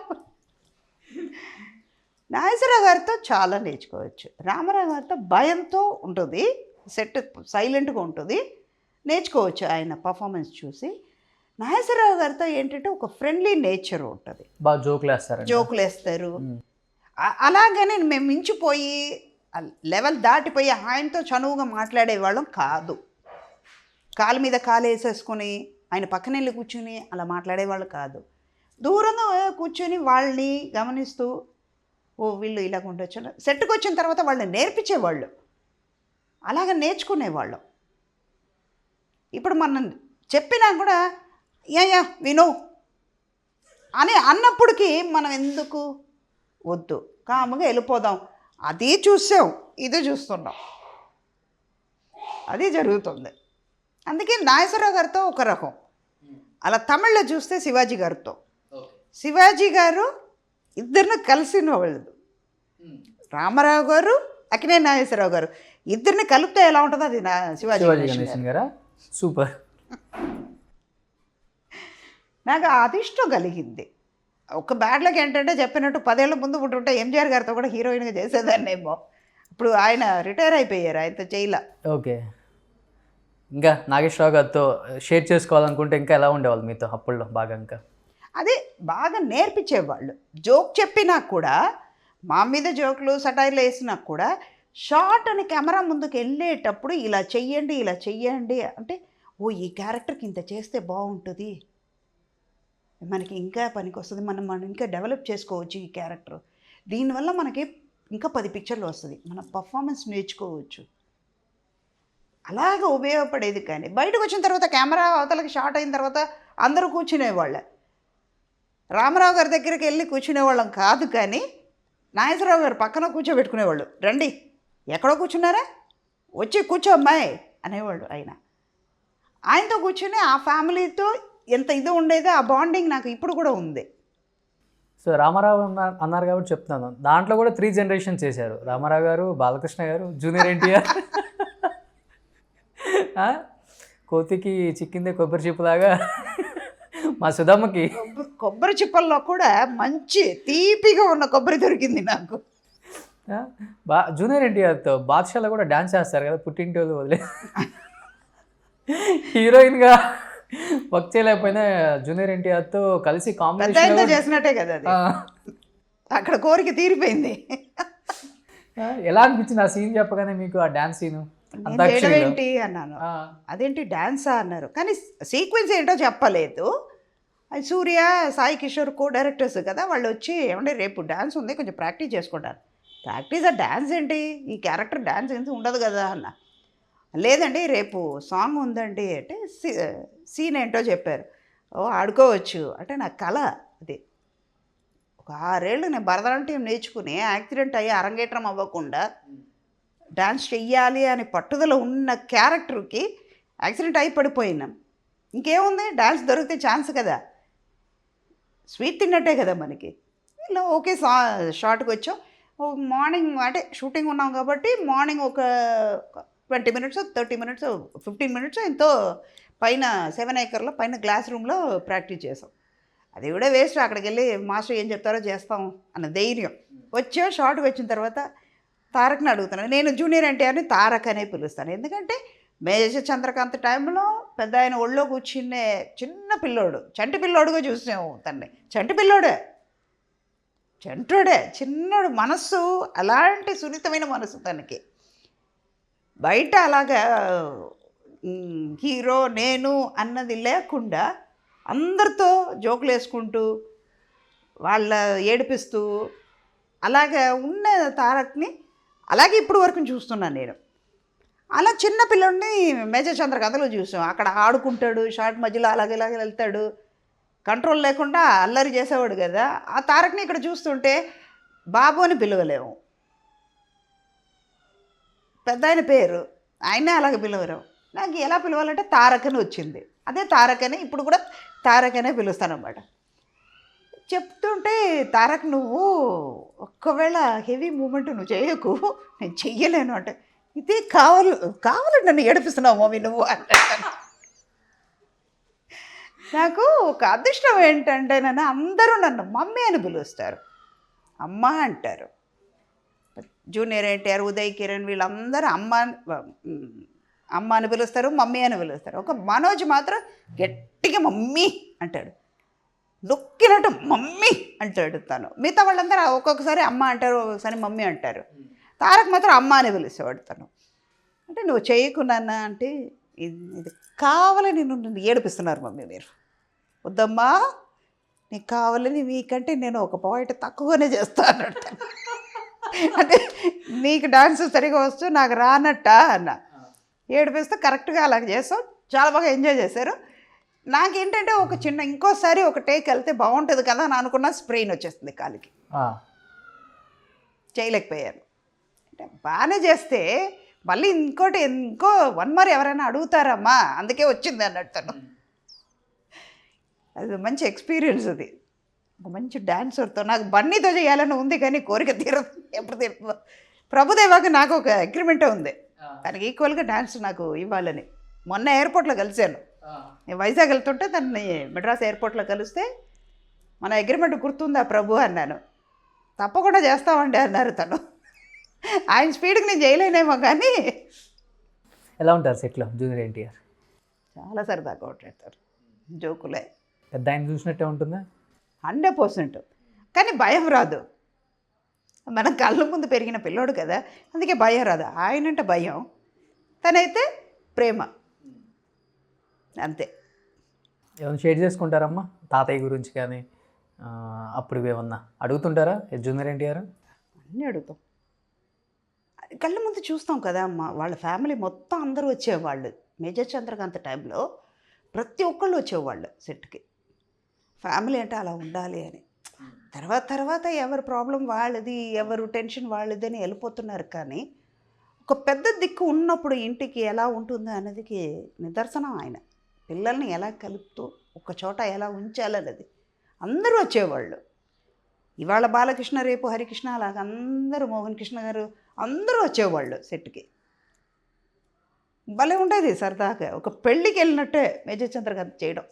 సో బన్నీతో ఎప్పుడు వేస్తున్నారు స్టెప్పులు మళ్ళీ? ఏమో బన్నీ ఎప్పుడు పిలుస్తాడో అప్పుడు అది బన్నీ ఒప్పుకోవాలి, డైరెక్టర్ ఒప్పుకోవాలి, ప్రొడ్యూసర్ ఒప్పుకోవాలి, ఇన్ని ఉన్నాయి. బన్నీ కూడా కామెడీ బాగా చేస్తుంటారు కదా, ఇది కూడా అనుకోకుండా వచ్చిన ఒక కామెడీ ఆ సన్నివేశమే కదా, డ్యాన్స్ కూడా అంతాక్షరి అంటే అది అలా రావాలి, కుదరాలి కదా. అది డైరెక్టర్ రైటర్ చేతిలో ఉంది. ఫస్ట్ రైటర్ పెన్లో ఉంది, ఆ పెన్ ఏమో దిగాలి పేపర్లోకి, అది ఇంప్లిమెంట్ అవ్వాలి, డైరెక్టర్ చేతికి వెళ్ళాలి, అది రావాలి, ప్రొడ్యూసర్ ఒప్పుకోవాలి, డైరెక్టర్ ఒప్పుకోవాలి, హీరో ఒప్పుకోవాలి, చివరికి సుధా ఒప్పుకొని డ్యాన్స్ చేయగలగాలి. ఇంత ఉంది. ఎలా ఉంటుంది బన్నీతో వర్క్ ఎక్స్పీరియన్స్? ఆల్మోస్ట్ చేశారు కదా, చాలా బన్నీ చేశారు, చాలా పిక్చర్లు చేసాం బన్నీతో కూడా. అర్జున్కి మిగతా వాళ్ళ కంటే కేరళ మలయాళం పిక్చర్కి వెళ్తే నన్ను ముట్టుకుని ఇలాగిలా అనేవాళ్ళు, ఇలా తాగి అమ్మ బన్నీని పట్టుకున్నారని. అంటే బన్నీని పట్టుకున్నాను అని అంత ఫ్యాన్ గ్రేస్ ఉంది బన్నీకి. నేను ఎవరిని చూడలే అలాగా, ఒక బన్నీ తప్ప. అది తమిళ్లో చూస్తే అజిత్ గారికి ఉంది, చాలా ఉంది. బన్నీకి అయితే అజిత్ కంటే బన్నీకి ఎక్కువ ఉంది. కేరళలో అదర్ స్టేట్లో ఉండడు, ఇప్పుడు మన స్టేట్లో ఉండడం వేరే, డైహార్డ్ ఫ్యాన్స్ ఉంటారు, కానీ బయట ఉండడం ఆశ్చర్యం కదా. ఒక కేరళ ఎక్కడికి సంబంధమే లేదు. చెప్పారు బన్నీకి ఎప్పుడన్నా? చెప్పాను, నేను ఆ స్టేట్ నేను వెళ్ళిపోయి ఇలా అంటుంటే అదేంటమ్మా అంటే, లేదు కేరళలో ఇలాగే చేశారు, వాళ్ళు తలుచుకున్నారు కదా అందుకే నేను చేశాను అన్నాను. ఎలా జోవెల్గా ఉంటారా లేకపోతే బాగా రిచర్డ్ ఆయన కూడా? కాదు, అదే నాకు వచ్చిన అదృష్టం. అందరితో జోకులు, అందరూ ఫ్రెండ్లీగా ఉండడం. కానీ ఏంటంటే వాళ్ళ ఇంటి మనిషిలాగా ట్రీట్ చేసేవాళ్ళు కాబట్టి అన్నీ షేర్ చేసుకునేవాళ్ళు. బట్ ఒక్కటి, నేను ఆ పర్సనల్ వరకే వెళ్ళను. మనకైనా ఒక లిమిట్ ఉంది, వాళ్ళ ప్రైవసీకి మనం ఎంటర్ అవ్వకూడదు. అసలు ఆర్టిస్ట్గా మనం ఎంత చెయ్యాలో అంతవరకు, వాళ్ళు మన మీద ఉన్న మర్యాదని మనం కాపాడుకోవాలి. కానీ సుధమ్మ అందరితో వర్క్ చేశారు కానీ ప్రభాస్తో వర్క్ చేయలేదు అనుకుంటా. ప్రభాస్తో చేశాను. ఏ cinema? Bujjigadu made in Chennai మొన్న ఓ చేశారు కదా బుజ్జిగాడు. ఆ అమ్మ తర్వాత క్యారెక్టర్ చేయలేదు అనుకుంటా తనకి. యోగి వచ్చింది, డేట్ లేక చేయలేకపోయాను. ఓ శారదా గారి క్యారెక్టర్. శారద గారి క్యారెక్టర్ చెయ్యలేక తర్వాత వినాయక్ కూడా అన్నారు, యాక్చువల్లీ మీరు చేస్తుంటే బాగుండేదండి, మేము అనుకున్నాము, మీరు డేట్ ఇవ్వలేదు కదా, ఏడ్పించారు కదా. ఇంటర్నేషనల్ స్టార్ అయిపోయారు ఇప్పుడు ప్రభాస్. ఎలా ఉంటారు ప్రభాస్ గారు? యాక్చువల్గా బాహుబలికి కూడా ఇది మొన్ననే తెలిసింది నాకు.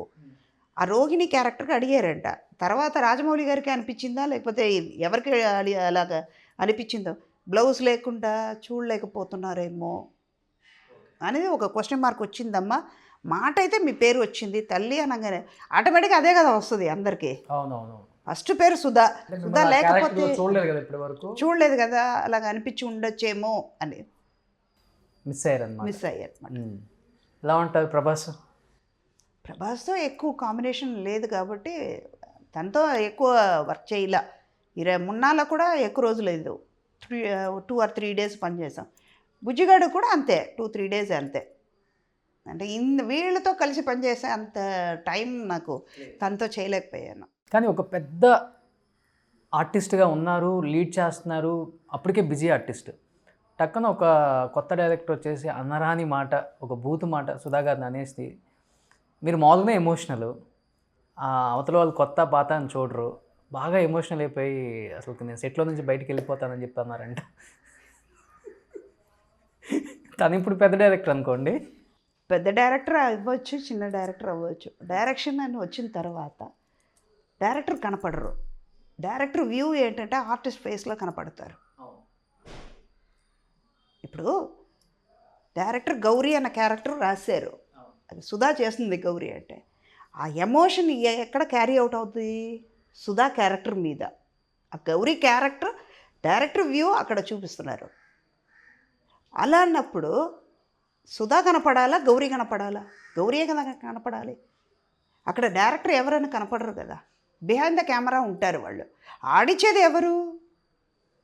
ఇప్పుడు క్యారమ్ బోర్డు ఉంది, స్ట్రైకర్ ఎవరి దగ్గర ఉంది? డైరెక్టర్ దగ్గర ఉంది. అన్నీ చేశారు, బాగానే ఉంది. కానీ మాట, వాళ్ళు నాన్న పనిచేసేటప్పటి నుంచి మేము ఉన్నాం, వాళ్ళు ఏ పరిస్థితిలో వచ్చారనేది మేము చూసాం. మేబీ వాళ్ళకి బ్యాడ్ షేప్ వచ్చి ఉండొచ్చు, నేను బ్యాడ్ షేప్లో ఉండే, నేను సర్కమ్స్టెన్స్ వల్లనే ఇండస్ట్రీకి వచ్చాను. అందరికీ ప్రాబ్లమ్స్ అన్నది ఉంది. అలా అన్నప్పుడు సెట్కి వచ్చిన తర్వాత ఇది ఇంపాక్ట్ పడుతుందా పడదా? ఒక ఆర్టిస్ట్గా కెమెరా ముందు నేను చేసే గౌరీ క్యారెక్టర్ మీరు రాసుకున్నారు, అక్కడ నేను ఏడుస్తాను. మనిషిని చూసేటప్పుడు నాకేం మీ మీద అసహ్యం పుట్టుతుంది కదా, అలాంటి మాట్లాడేవారు.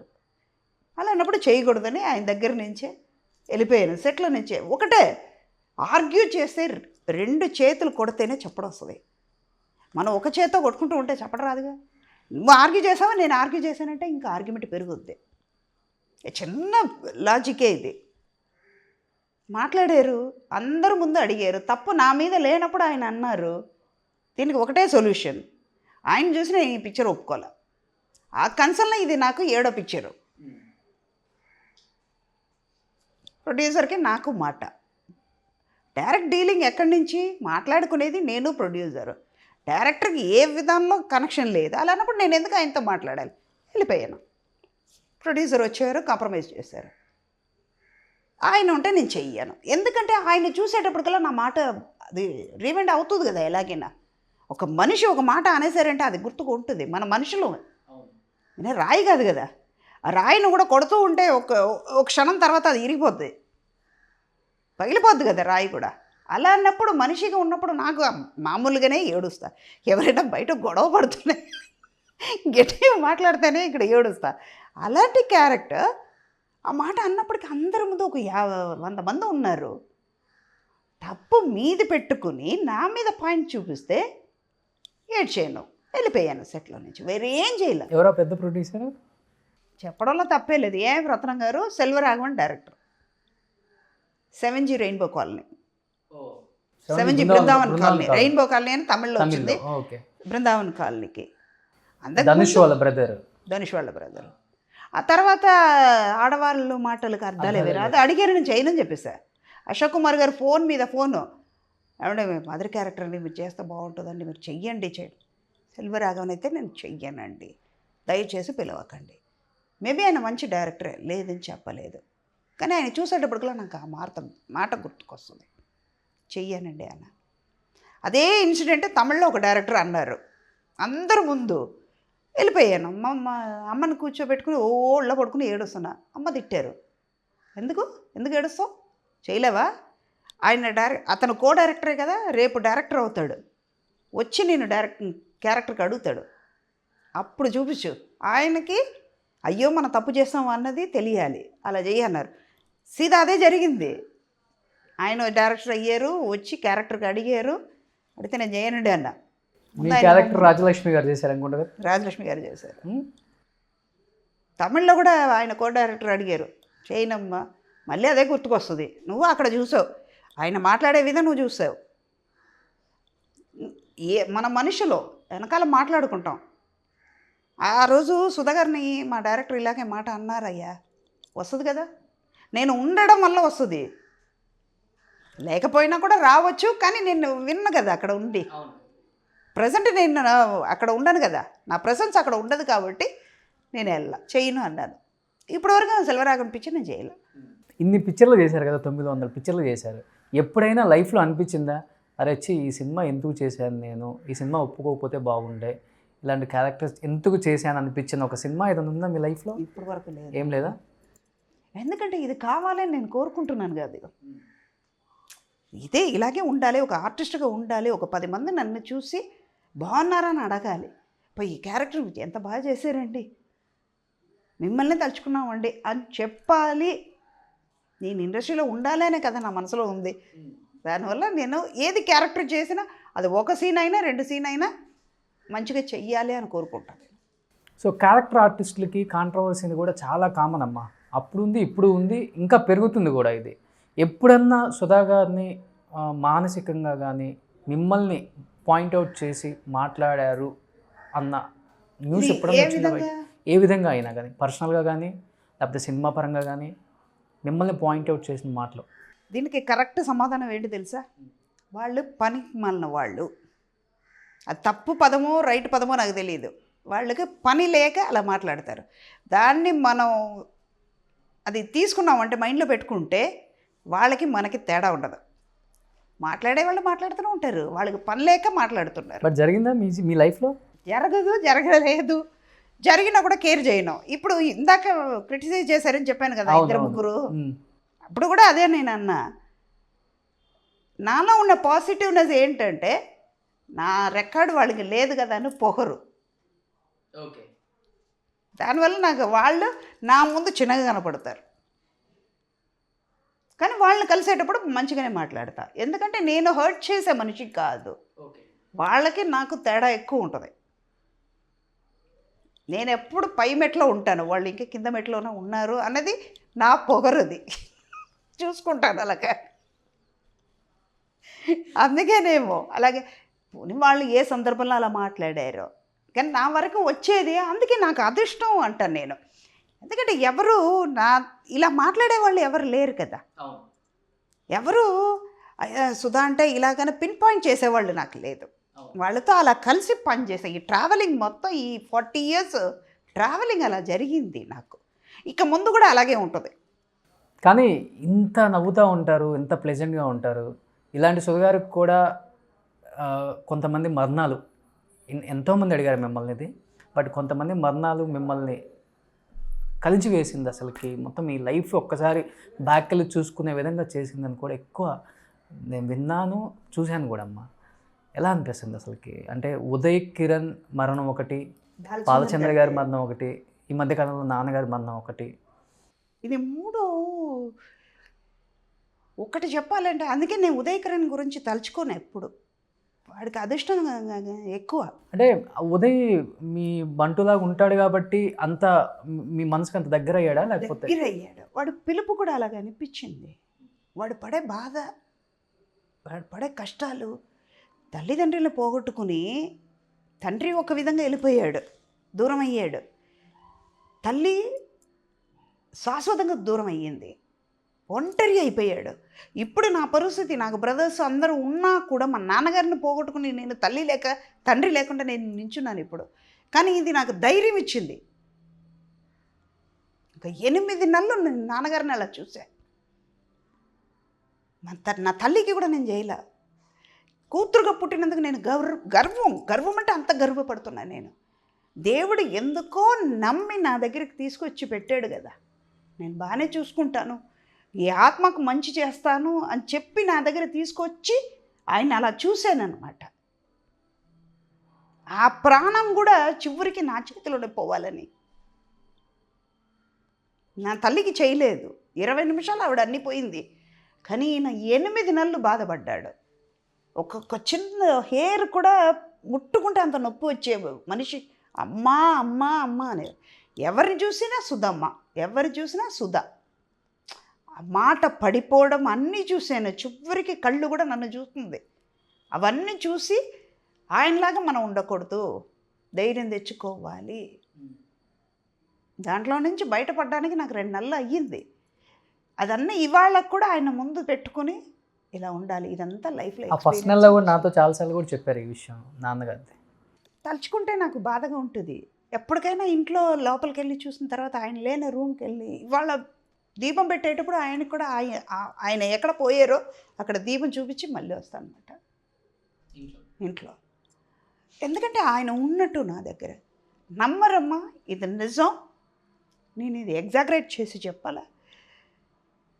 పిక్చరు తగ్గడానికి కారణం నేనే. ఇవాళ డబ్బు వస్తుంది, మా నాన్న రాడుగా, మా అమ్మ రాదుగా. నాకు ఓపిక ఉన్నంత వరకు నేను చేస్తా. మా నాన్న ఇప్పుడు కోర్టులో వచ్చినా కూడా మా నాన్న రాడు. నాకు ఆయన అలా చూసుకోవాలి. ఆయన బాధపడుతున్నాడు. నా మీద నమ్ముకుని నా దగ్గరికి వచ్చారు. 5 కొడుకులు ఉన్నా కూడా వాళ్ళు వచ్చి చూసి వెళ్ళారు. అయినా నా దగ్గర ఉన్నారంటే నా మీద నమ్మకంతో దేవుడు పంపించాడు. ఈ ఆత్మను మంచిగా చూసి పంపించాలి. ఆయన ప్రాపర్టీ ఇదే, ఆయనకి ఇవ్వబోతున్నా. కానీ ప్రతి క్షణం ఆయన పోతాడు. ఆయన చావుని నేను కళ్ళారా చూస్తానని తెలిసి కూడా నేను చేశాను. ఒక కూతురుగా నా బాధ్యత ఏంటో అన్ని తీర్చుకున్నాను. అది నేను ఇప్పుడు 3 నెలలు అవుతుంది. ఆ 8 నెలలు ఆయన పడుకున్నప్పుడు నేను వచ్చిన పిక్చర్లు పోగొట్టుకునేది చాలా ఉన్నాయి. దానికి రెట్టింతలు నాకు ఇప్పుడు వస్తున్నాయి. చెయ్యలేనికి టైం దొరకలే నాకు. కానీ అయినా ఆయన బ్లెస్సింగ్ నాకు ఎప్పుడు ఉండాలి అని కోరుకుంటా. అది ఒక్కటి, అది పోదు. ఉదయ్ కిరణ్ సంగతి ఏంటంటే వాడిని నేను ఒకవేళ దత్తు తీసుకుని ఉంటే అమ్మ, అంటే ఇది చెప్పే ముందు ఒకటి, సినిమా ఆఫర్లు లేక ఉదయ్ చనిపోయాడంటారా, మానసికంగా ఇబ్బందులు పెడితే చనిపోయారంటారా? మానసికంగా ఇబ్బంది పెట్టుంటారు. అది ఎవరైనా నేను పాయింట్ చేయలేను. కానీ అదే నేను చెప్పేది ఏంటంటే కొంతమందికి బయటపడతారు, కొంతమంది లోపల పెట్టుకుంటారు. మా నాన్న ఉన్నప్పుడు మా బ్రదర్స్ అందరినీ తిట్టేదని, ఎవరు రావట్లేదు, ఎవరు చూసుకోవట్లేదని. కానీ ఒక్కసారిగా ఆయన పోయిన తర్వాత నేను నిర్గదిగా ఉన్నాను. తోడు అది ఎవరు వెళ్ళారు ఆయనతో పాటు, అది ఎక్స్పీరియన్స్ ఇస్తుంది. నేను అనుభవించే శోభ వాడు అనుభవించి ఉంటాడు. ఎంత బాధపడ్డాడు ఆ పిల్లోడు. ఒక సూసైడ్ అనేది ఒక క్షణం తీసుకునే డిసిషన్ అది. కొంతమంది ఎంత కౌన్సిలింగ్ ఇచ్చినా కూడా ఈ మనసులో ఉన్నది బయటకు వస్తేనే కానీ, వాళ్ళు కౌన్సిలింగ్ ఇచ్చినంత వరకు బాగానే ఉంటుంది. మన బతకాలా, ఎవరి కోసం బతకాలి, ఏముంది, పోతే పోని, ఏ ప్రాబ్లం ఉండదు కదా, ఎవరితోనో ప్రాబ్లం ఉంటుంది కదా, ఎవరిని ఫేస్ చేయక్కర్లేదు కదా. ఆ స్థితికి వచ్చేస్తాం అన్నమాట. దానివల్ల అయ్యి ఉంటుంది.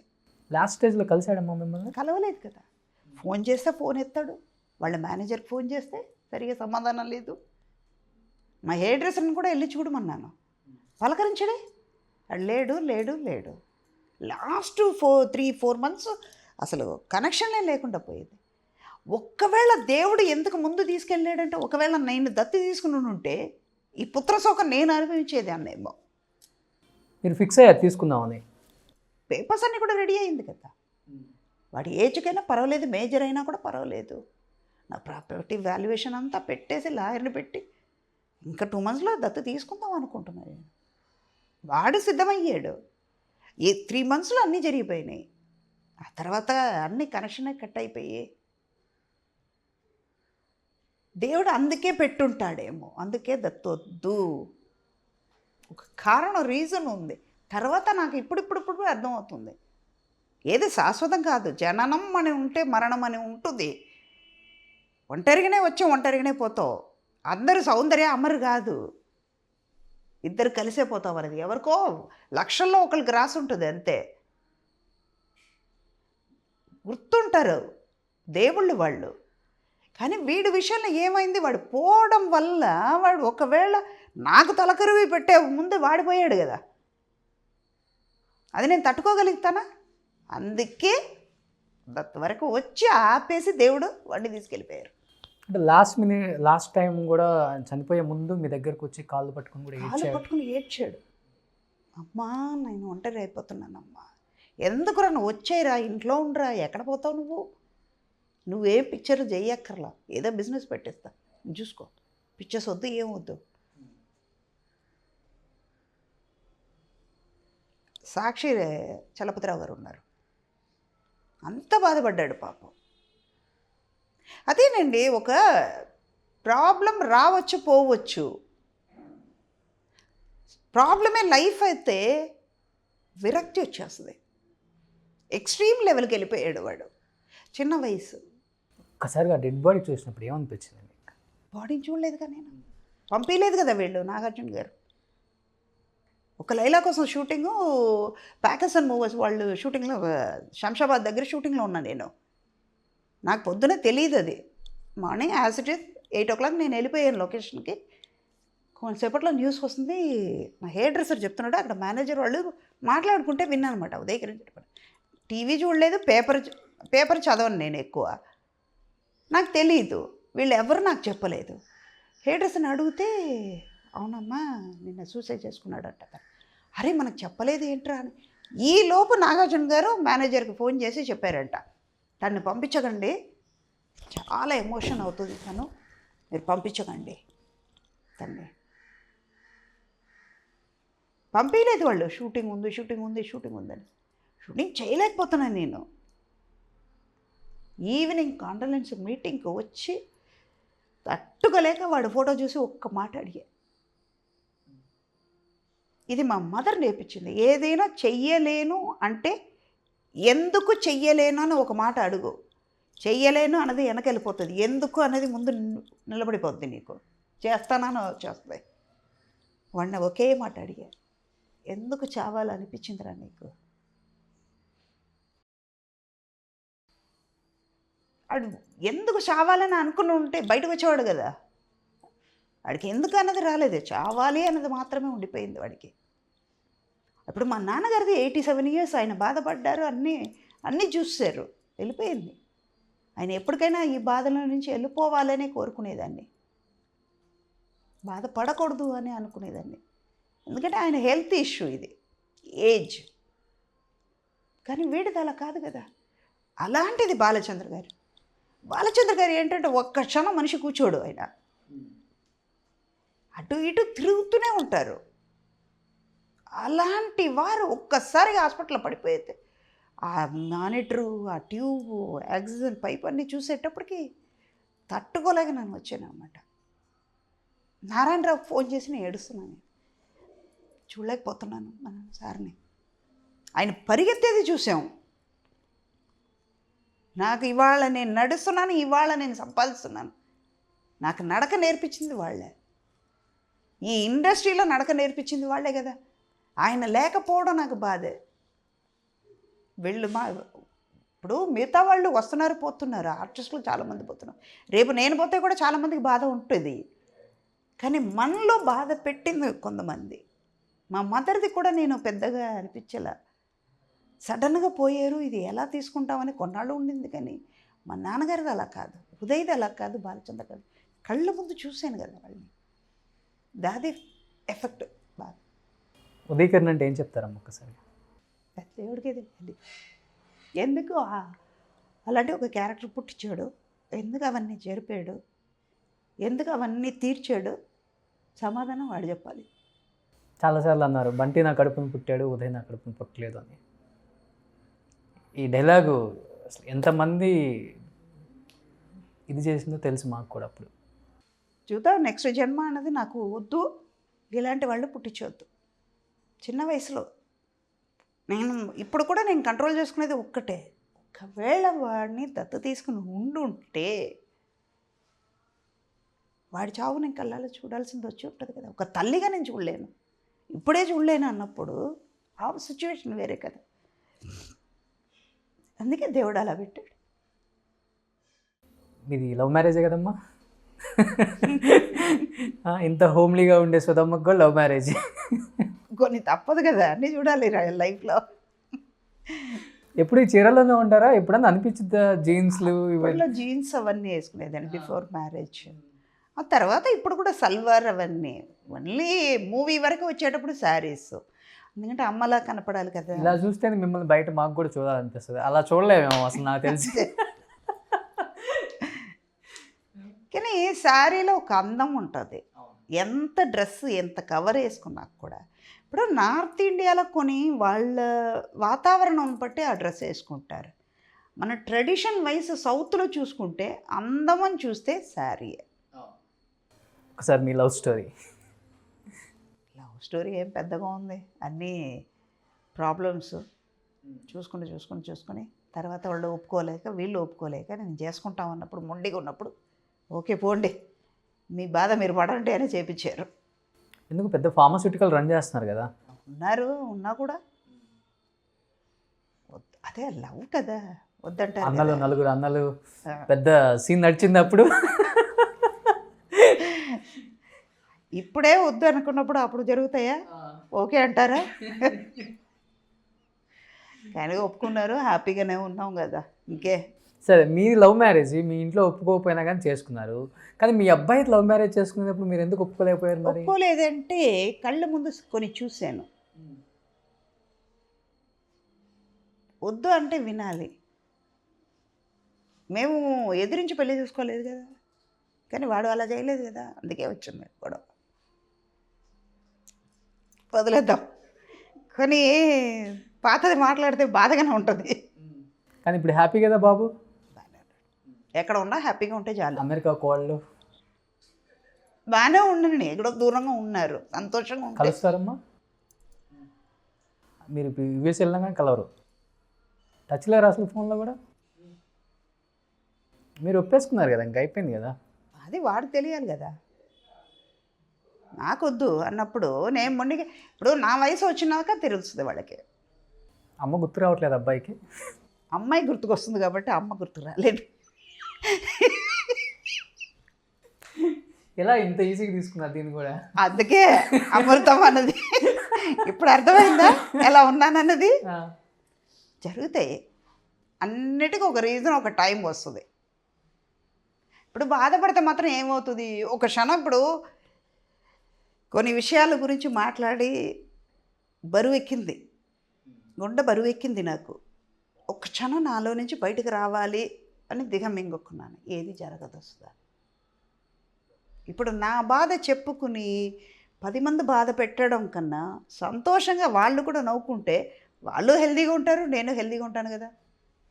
ఎన్ని ఇయర్స్ అయింది కొడుకుతో ఫోన్లో మాట్లాడి కూడా? 4-5 years పైన అవుతుంది. ఫోన్లో కూడా మాట్లాడితే ఫోన్ పెట్టేస్తాడు అంతే, వాయిసే వినడం అనుకుంటాడు. ఎందుకు మనం డిస్టర్బ్ చేసి, వాళ్ళు సంతోషంగా ఉన్నారా ఓకే, వాళ్ళని ఇబ్బంది పెట్టే ఎందుకు. కోడలు మాట్లాడితే వీడే కన్నవాడే మాట్లాడలేనప్పుడు వాడేం మాట్లాడతాడు. ఎలా తమిళ అమ్మాయి ఇంత మంచిగా తెలుగు మాట్లాడటం, తెలుగు అమ్మాయి పోయారు అందరికీ, కానీ తమిళ్లో కన్నా తెలుగులోనే ఎక్కువ గుర్తింపు వచ్చింది కదా మీకు? నేను దానికి జోకులు కూడా చెప్పేదాన్ని. పుట్టింది తమిళనాడు, శ్రీరంగం, కంచెం ఎత్తింది తమిళనాడులో, కానీ కారంగా ఆవకాయ ముద్ద పడింది ఆంధ్రాలో అంటాను నేను. కారంగా పడింది ఆవకాయ అంటే ఏంటి, మంచి క్యారెక్టర్ అనుకోవచ్చు. నేచరే కనపడుతుంది మీ కట్టుబొట్లో, పక్కా ఈ రాజమండ్రి ఈస్టో వెస్టో. అంటే వాళ్ళతోనే ఎక్కువ ఉన్నాను కదా, తమిళ వాళ్ళతో తక్కువ కదా. వీళ్ళకి గుర్తు వచ్చేటప్పుడే ఆవిడ గుర్తుకొస్తారు. ఓకే. తమిళ వాళ్ళకి. అందుకే వాళ్ళే ప్రిఫరెన్స్ వాళ్ళకే, మన వాళ్ళకే ఎంత చెప్పినా. అట్లా తమిళ వాళ్ళు కూడా నా మీద కోప్పడతారు. అవునయ్య అప్పుడు మీకు గుర్తురాదు, ఇప్పుడు మాత్రం వస్తానా అంటాను నేను. ఆహా, అంతే కదా. తమిళ్లో కూడా ఆల్మోస్ట్ అందరికి అమ్మ క్యారెక్టర్లు చేశారు కదా. అందరికీ అజిత్, అజిత్ అయ్యింది, ప్రభు అయ్యింది, విశాల్కి అయిపోయాను, సూర్యకి అయిపోయాను. కార్తీది ఇవన్నీ చేయలేదు, ఫ్యూచర్లో ఉంది. తమిళమ్మ. తమిళ ఇక్కడ మీలాగా శరణ్య ఉంటారు అనుకో. శరణ్య ఉంటారు. శరణ్య ఉంటారు.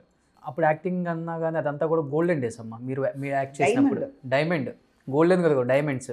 ఇప్పుడు కూడా యాక్ట్ చేస్తున్నారు కదా. ఈ జనరేషన్ ఆ జనరేషన్ వర్క్ చేస్తున్నప్పుడు, ఈ జనరేషన్తో చేస్తున్నప్పుడు ఎలా అనిపిస్తుంది? నేర్చుకో, వాళ్ళలాగా ఉండడానికి నేర్చుకో అని.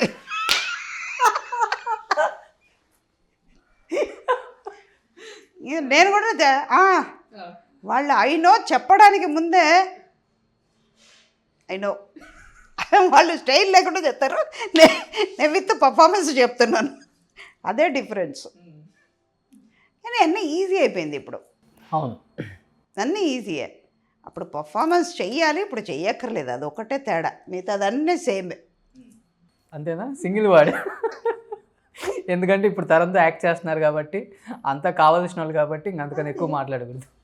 మాట్లాడచ్చు, వాళ్ళు ఏమనుకునేది ఏంటి. నా మనసులో ఉన్న వ్యూ నేను చెప్తున్నాను, వాళ్ళ గురించి నేను మాట్లాడలేదు కదా. మాట్లాడేది సుధా అన్న గురించి, క్యారెక్టర్ గురించే కదా. అంటే మీ దృష్టిలో అప్పుడు హీరోయిన్ అంటే వేరమ్మా, ఇప్పుడు హీరోయిన్ అంటే ఏం చెప్తారు?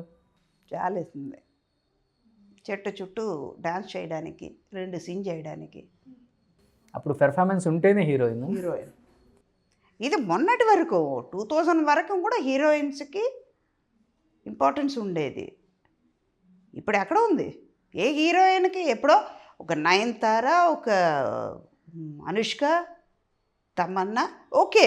ఇప్పుడు అనుష్క ఉన్నారు, అన్ని పిక్చర్లో అరుంధతిలాగా రాదు, బాహుబలిలాగా రాదు కదా, అన్నీ ఒకేలాగా ఉండదు కదా.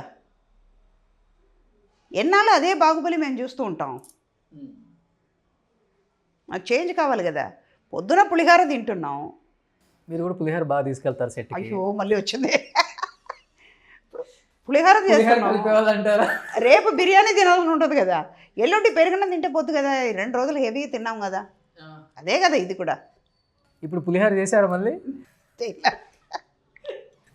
ఏంటి షూటింగ్ అంటే డైలీ ఒక పులిహార, అందరికీ పెట్టడం పులిహార స్టోరీ. పులిహార అని కాదు, అన్నీ ఇష్టం, వంట చేయడం ఇష్టం. కొంతమంది నాకు హాబీ ఏంటంటే అడిగితే రీడింగ్ బుక్స్, ప్లేయింగ్ గేమ్స్ అంటారు కదా. నాకు అది రాదు, అదే చెప్తున్నాను కదా, ఆర్టిఫిషియల్గా చేయడం రాదు. అందుకు వంట ఇష్టం. పుట్టకత్త 6గురితో మధ్యలో పుట్టాను. ఇంట్లో 10 మంది ఉంటాం, అమ్మ నాన్న అమ్మమ్మ, పక్కన ఇంట్లో పెద్ద నాన్న, వాళ్ళకి 3 కొడుకులు, 2 సిస్టర్స్, పెద్దమ్మ.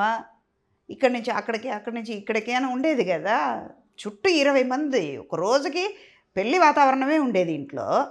అలా అన్నప్పుడు మనం వెళ్ళే ప్రొఫెషన్ కూడా 50 మంది, 60 మంది, 100 మంది రోజు పెళ్లి భోజనం చేస్తున్నట్టే. అది మనం కూడా చేస్తే బాగుంటుంది కదా.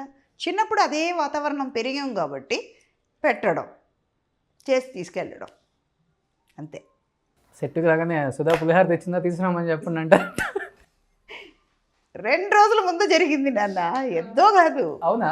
మొన్న జస్ట్ 2 డేస్ ముందు బ్రహ్మానంద్ గారికి ఫోన్ చేస్తున్నా, ఎలా ఉన్నారు బ్రహ్మి అని. నేను ఇప్పుడు బ్రహ్మి అనే పిలుస్తాను. మాకు అలవాటు, అంటే వాళ్ళ ఫ్యామిలీ మన ఫ్యామిలీ ఒకటేలాగా ఉంటాం కదా, అంత చనువు ఉంటుంది కాబట్టి. ఏంటి బ్రహ్మి ఎలా ఉన్నారు అంటే బాగానే ఉన్నాను. ఏంటోరా ఇంట్లో పొంగల్ చేస్తున్నప్పుడు కల్లా నువ్వు గుర్తుకొస్తున్నావు. ఆ చిన్న ఉల్లిపాయ సాంబార్ చేస్తావే, ఎప్పుడు నీ చేత తిందామో అనిపిస్తుందిరా అన్నారని. జస్ట్ నిన్నగాక మొన్న జరిగింది ఇది. అలాగుంది. అలాంటప్పుడు వాళ్ళు చెప్పేటప్పుడు ఎంత సంతోషంగా ఉంది అది. అందుకే చేయడం. ఇప్పుడు అవన్నీ ఆస్వాదిస్తే చాలు, లైఫ్ గడిచిపోద్ది. ఇంకా ఎందుకు ఆ డేస్ అన్ని గుర్తు తెచ్చుకుంటేనే.